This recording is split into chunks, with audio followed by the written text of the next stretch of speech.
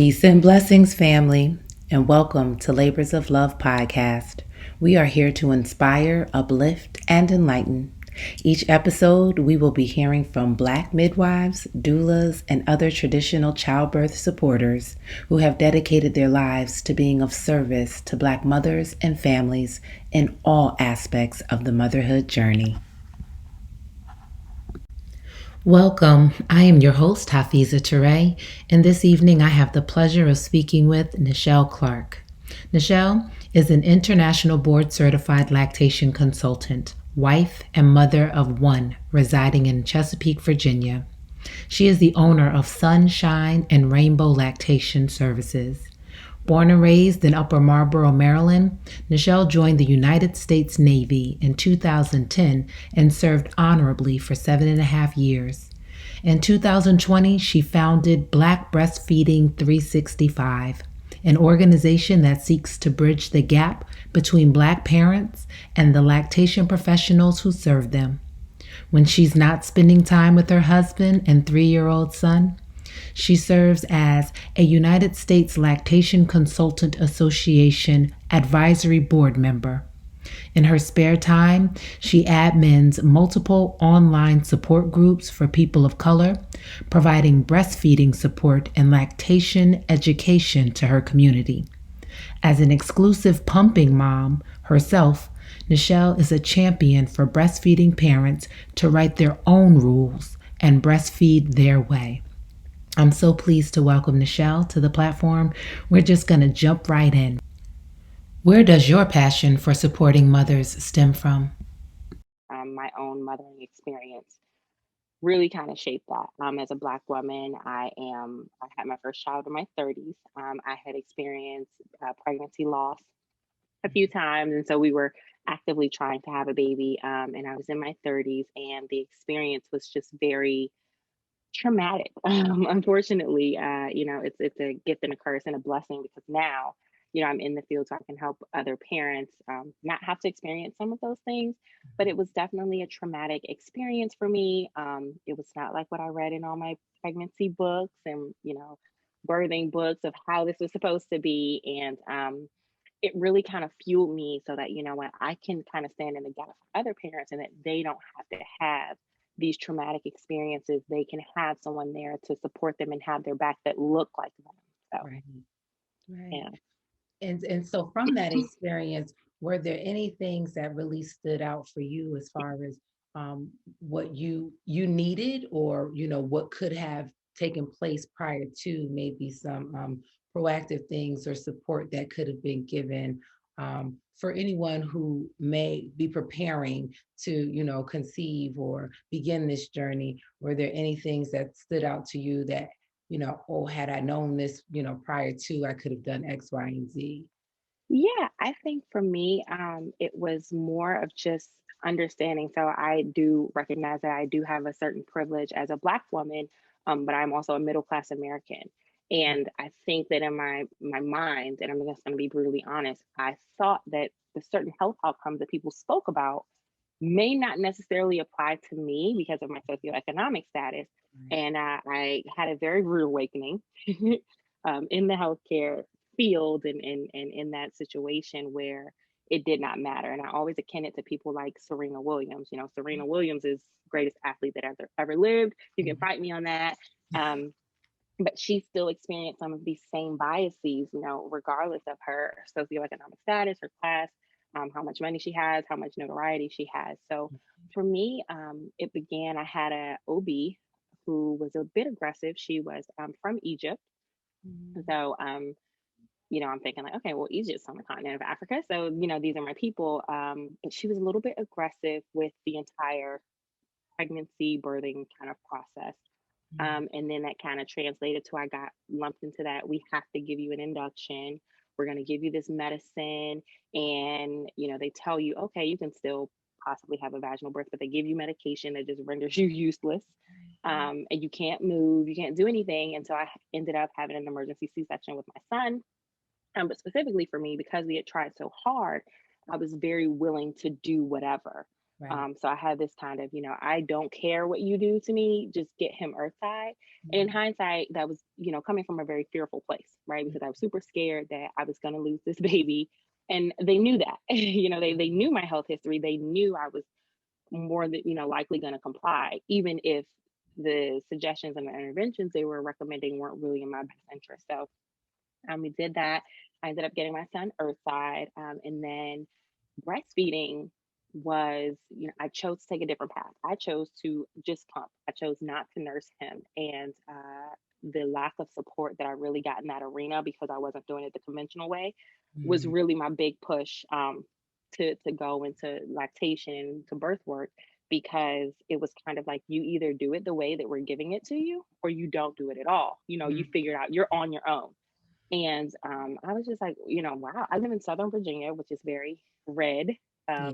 There's Confederate flags, and hanging. And so that was kind of just my experience. And I'm just like, wow, and kind of taken aback. And I was just like, yeah, no Black mother, father, parent should ever have to go through the type of things that I went through. So, yeah.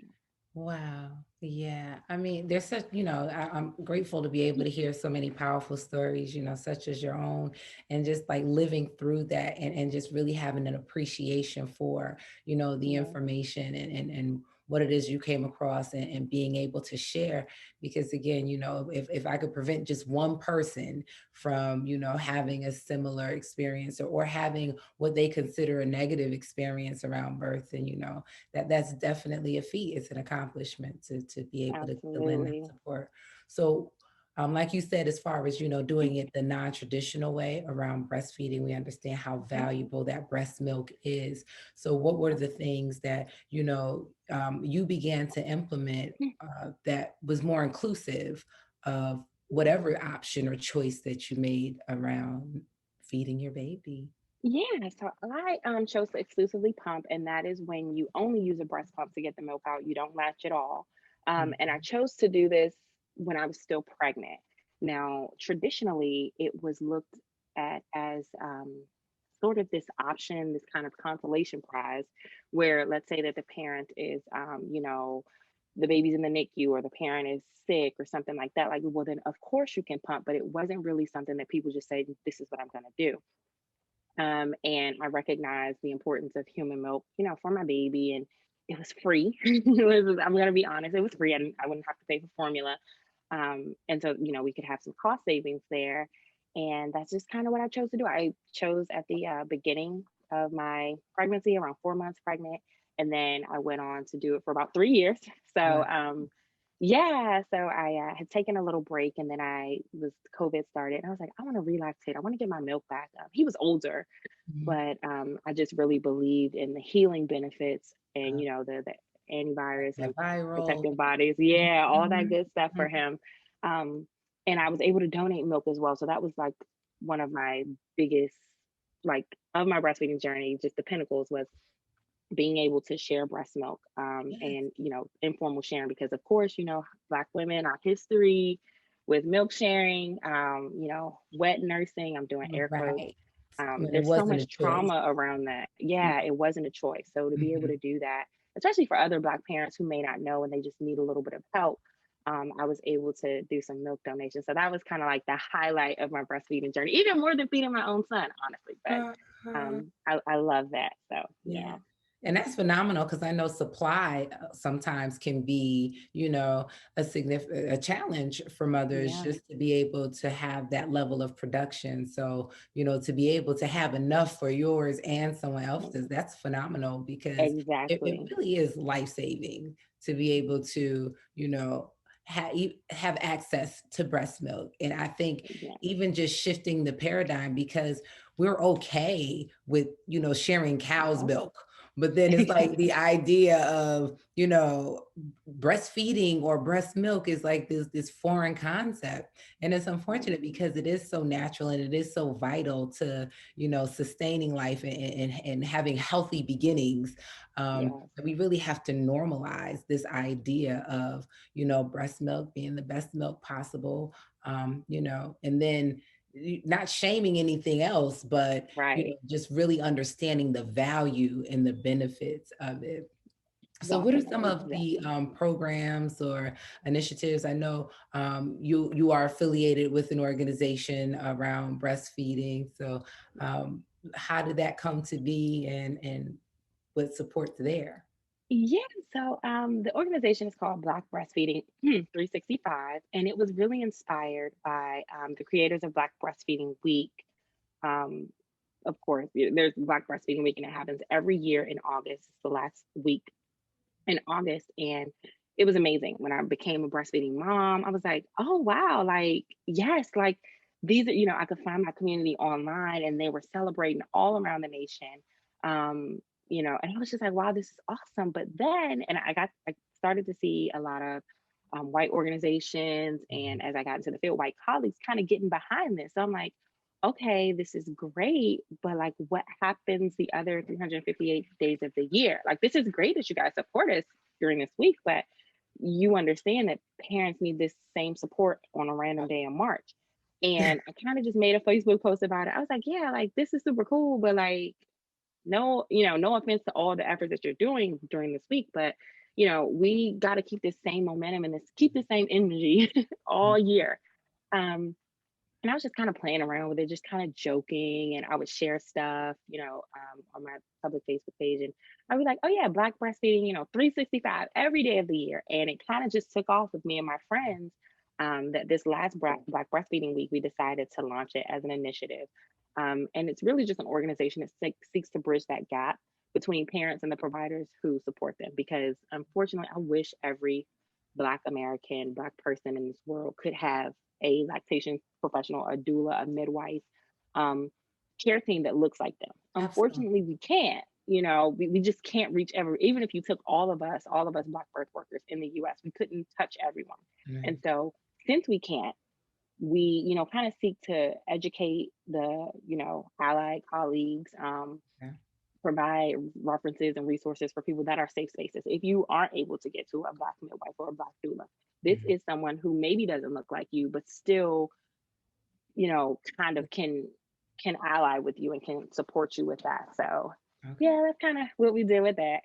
Nice, nice. So if someone was in need of support and maybe they were new to an area or didn't know kind of what the resources were, they could reach out to Black Breastfeeding Right. 365 to get that Yep. information. Yeah, we also on our website keep resources as far as support groups. So not just paid resources, not just lactation consultants that you have to pay, but what are the free and local programs in a given area? What are maybe some of the other breastfeeding professionals that are in the area? And we also have people who are dual hatted. So they may be a lactation consultant and a doula. So like you get a 2 for 1 if you're just looking in your local area. So yeah. Very nice, very nice. And so you said, do you all offer support groups or you connect people to support groups? So we connect them. We don't have a Black Breastfeeding 365 support group, but myself, one of the other founders, Courtney Lomax Polk, she's an IBCLC out of Dallas, Texas. I'm sorry, IBCLC and postpartum doula. So she's out of Dallas, Fort Worth. And we do run our own support group online, but we also, if you want something that's local and in person or, maybe like cultural, there's one in New Orleans which they're so active in their community and they did do in person before COVID. So if Right. people are kind of looking for that, we'll connect them there. Nice, very nice. So, and speaking of COVID, how has the support given for breastfeeding changed or adjusted to this new pandemic environment? I know a lot of times, when we're in need of support and we want to get the latch, like there's some certain things that are very physical. Because I remember my midwife, she just kind of took it and just kind of like let's get it in there, let's get them to latch. And that was kind of how it began. Yeah, But I got the hang of it after that. And it was like, okay, let's go. yeah. Yeah, we've really had to pivot. So it's been awesome that we can offer virtual services, but I can let you know that at the beginning of this, some of us were doing virtual services for some things, but now it's kind of like everything, just to protect our clients, just to protect ourselves, because of course we have families. But just like you said, that hands-onness is just invaluable. Yeah. And it really is hard for the parents because they're not having their support people like they used to. Now they're limited it to either, to one person. So you either have to choose between having your partner or your spouse there, or like your doula there, or, your mom there and not your partner or your dad. And so it's just been really kind of hard for parents. So we have been seeing them kind of get off to a rocky start. They're not getting the support they need in the hospital or the birth centers. And then, by the time they get around to calling us because they're so tired and exhausted, the 8 days have gone by and, they've got this crying infant. But we've definitely been pivoting. I've been offering like all of my services now are virtual, where only at the beginning of COVID, maybe four were. So like 4 out of 12 were virtual. So now they all are. But it also opens it up to that, if you are, I'm living in Virginia and I want to connect with a Black IBCLC or lactation professional out in Nebraska, I can do that.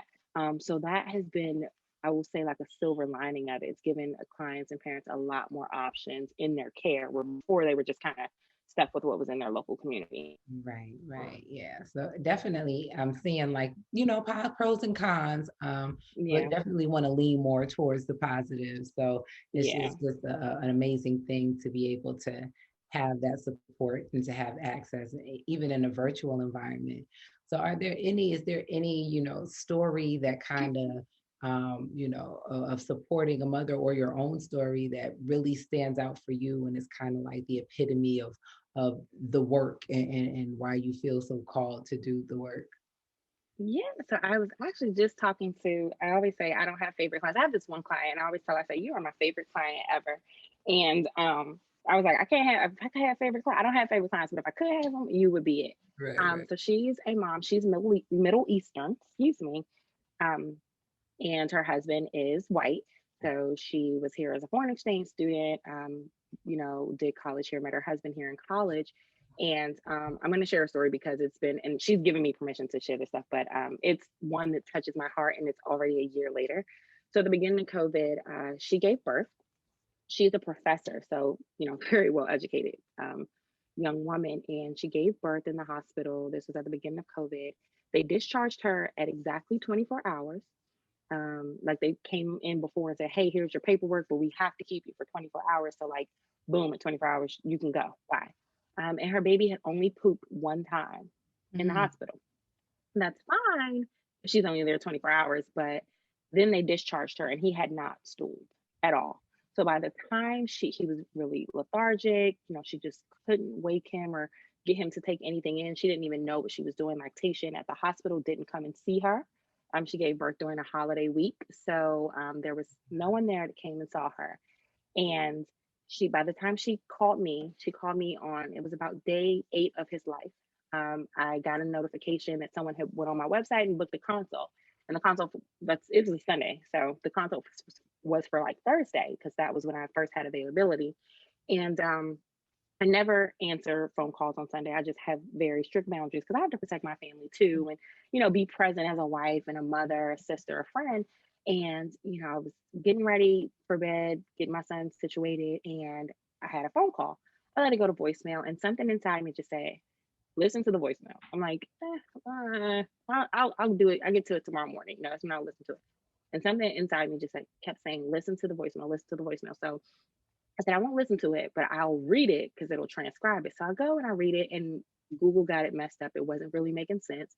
So I said, let me listen to this voicemail. It's only like a minute. Okay.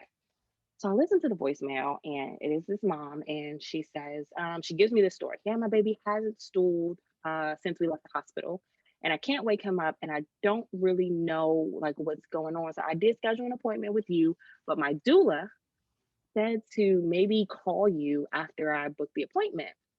I called her absolutely like right back. Like I got off, like I'm gonna find out what this person's name is and call her right back.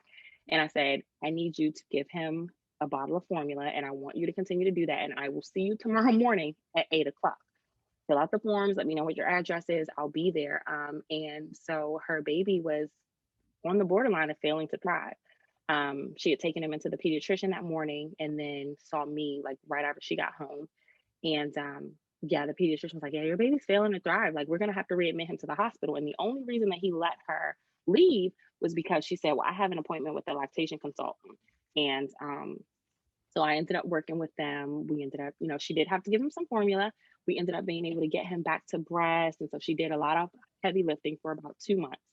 And then now, a year later, we just had a consult before because now she's going back to work and she was just kind of trying to figure out how to navigate that. But I always tell her, like, you are my biggest success story because that baby was really, like, that was a near miss. Like, that could have went really, really bad for everyone involved. And she was a first time parent. Her husband had no idea what they were doing. She's like, I don't, should he be sleeping? Should I be waking him up? I don't know how much he's getting. And, he had lost a lot of weight, but we were really able to kind of get her on a plan and kind of get that back up. And she was like, I just don't understand. And I'm not going to say it was because of her brown skin, but, I had to call up to the hospital and say, you discharged this family and this baby was really, really struggling.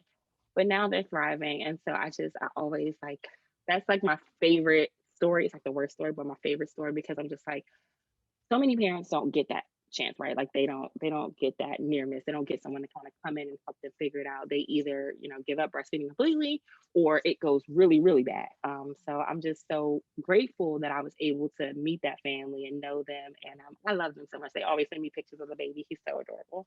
Oh, that is so awesome. Yes, no, we do love those stories and sometimes it does take those extremes to kind of, it's an eye-opening experience about like this is what's happening and this is probably an example of many, that go Yeah. untold that we don't know about. So, I mean, I just think it's Mhm. phenomenal and it also speaks to the value of what it is that you do and what's needed.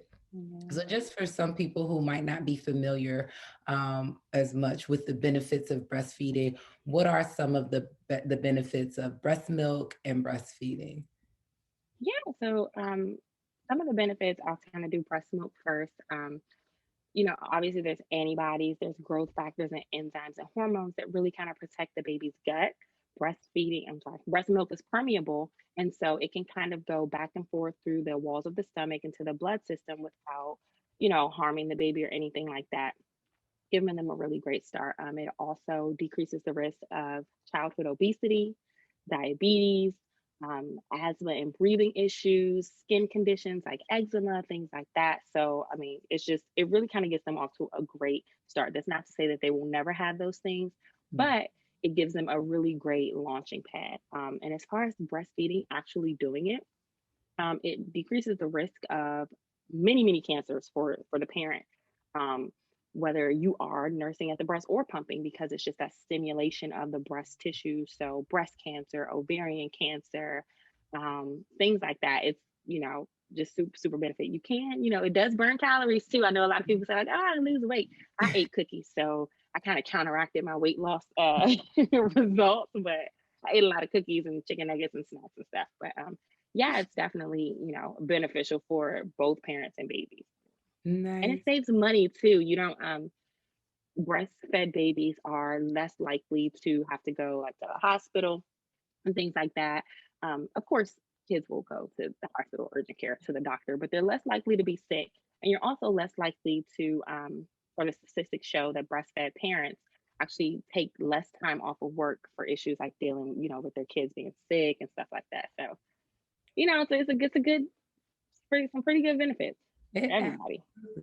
absolutely. And I'm glad you bring that up, especially during this time when we're experiencing a pandemic. And, a lot of what we're talking about is, viral and has to do with the strength of the immune system and things of that nature. So I know, we kind of coined the term like liquid gold as to what, Yeah. some of the properties that breast milk has. And I find it fascinating that, if the baby has an ear infection, if you have an ear infection, if somebody got Hmm. pink eye, if there are so many things that breast milk can be applied to because of Yeah. all of the health benefits that are available to it. So if it's Yeah. such a cure-all, then to give the baby breast milk in especially in the earliest stages of life when the Mhm. system is so pure and brand new to the world, it's Yeah. definitely a great start. So Oh yeah. You can put a little bit of breast milk on anything, skin conditions like bug bites, not just for the kids, but for yourself, like mosquito bites. It takes away that itch. If they do have skin conditions, it's a really good moisturizer. I've used it as deep conditioner on my hair. Like in my hair, I've used it on my son's like cradle cap and stuff like that, but I've used it on my hair, and they're actually studying it for cancer patients. So that's like just amazing. It's like the gift that keeps on giving, and it's just, oh my gosh. That is awesome. And to think our bodies produce that. And that's another like fun fact, like the fact that you produce the perfect formula for the little human that Yeah. you just brought into the world. So I Oh find yeah. that all fascinating. So are there Definitely, any definitely. events coming up for the organization that you started? Is there, I know you mentioned that breastfeeding week is in August, Yes. but is there anything that you all have going on? How do people find out more about you and the organization and get in touch with you? Yeah, so quarterly we try to do things. We just wrapped up Black History Month, of course, putting out content and stuff like that. We've been highlighting different parents and just kind of getting their stories out there, connecting them with the resources, that are out there in the community. We also do take a strong stance on mental health, because that's a lot, something that's not talked about a lot, maternal mental health and how parents are kind of navigating, whether it be breastfeeding or just that entire postpartum period. So definitely be on the lookout for that. We do have a Facebook page, an Instagram page, and our website is www.blackbreastfeeding, the numbers 365.com. And you can just kind of find out more about us, each one of us. There are five of us. So one of our founders is the first Black, I want to plug her, she's the first Black president of the Maryland Breastfeeding Coalition. That's never happened since its inception. And that's my homegirl. Her name is Whitney Dula. And so we all kind of have different projects that we do, but we Mhm. bring them together. And so, you'll see them on our pages or on the website for Black Breastfeeding 365, just to kind of get those information about the community. She's in Maryland. I'm here in Virginia. One of our founders, she was in California. Now she's in North Carolina. So we just kind of spread out around the US so that we can kind of pull those resources together and, just get it out there for the parents who want it. Definitely. That is awesome. So on Facebook, it's Black Breastfeeding 365. Mm-hmm. Yep. It's And on the same on Instagram. And yep. Okay, so Black Mhm. Breastfeeding 365 will also include that in the description, so that people can get in touch with the organization and find out more information about what it is that you will have going on, and definitely want to stay plugged in. But I truly Yeah. appreciate this conversation because, Yes. again, we can't talk about this too much. So the more dialogue, the more podcasts, the more shows, the more, pages that we have out there to disseminate as much information as we can, and continue the conversation. And I'm grateful for this platform because I feel like it's not just mothers that should be talking about this. It's Hmm. those who want to be mothers. It's those who are supporters of mothers. We need the dads in these conversations. We need to normalize breastfeeding, breast milk, childbirth, labor and delivery, postpartum, and like you spoke about, mental health. All of these things are so key. Yeah. So I Yeah. truly appreciate you coming on and having this conversation with me Yes. and No continuing to go. problem. Thank you. Thank you so much. Thank you. So Mm. please tune in. We are here every Monday at 9:30 p.m. Eastern Standard Time on Calfani Radio International. Share. If you know someone who could take advantage of, the information being shared. If you are someone who has additional information to share around, supporting Black mothers and families in this motherhood and birthing journey, please definitely feel free to reach out. There will be more information in the description. So again, let's stay connected. And thank you so much, Nichelle, for joining us this No evening. problem. Peace and blessings, everyone. Okay.